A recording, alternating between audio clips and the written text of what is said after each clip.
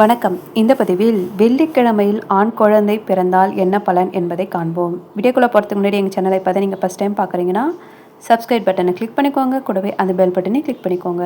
அப்போ தான் நான் போடுற ஃபியூச்சர் வீடியோஸ் உங்களுக்கு எப்பயுமே நோட்டிஃபிகேஷனாக வரும்.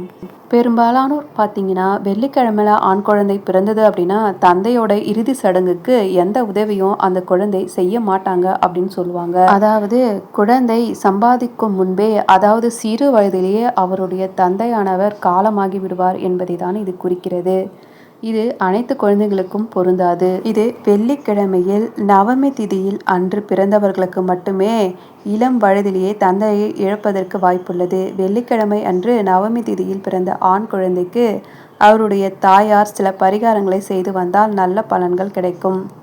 வெள்ளிக்கிழமையில் நவமி திதியில் பிறந்த ஆண் குழந்தைக்கு முழுமையாக 1 வயது முடிந்த பிறகு அந்த குழந்தையை உங்கள் குலதெய்வத்திற்கோ அல்லது திருச்செந்தூர் முருகனுக்கோ நீங்கள் தத்து கொடுத்து விட வேண்டும். கடவுளுக்கு தத்து கொடுத்து பிறகு விலை கொடுக்காமல் குழந்தையை வீட்டிற்கு அழைத்து வர வேண்டும்.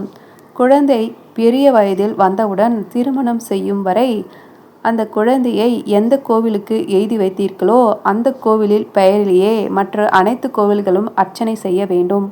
குழந்தைக்கு திருமணம் முடிக்கும் சமயம் வரும்போது குழந்தையை எந்த கோவிலுக்கு எய்தி கொடுத்தீர்களோ அந்த கோவிலுக்கு சென்று கடவுளிடம், நீ வளர்த்து ஆளாக்கிய என் குழந்தையை உன்னிடமிருந்து விலை கொடுத்து வாங்கிக் கொள்கிறேன் என்று எழுதி தர வேண்டும்.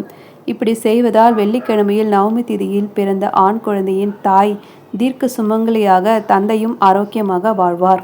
இது போன்ற தகவலை பெற எங்கள் சேனலுக்கு லைக் பண்ணுங்கள், ஷேர் பண்ணுங்கள், கமெண்ட் பண்ணுங்கள், மறக்காமல் சப்ஸ்கிரைப் பண்ணுங்கள். தேங்க்யூ ஃபார் வாட்சிங்.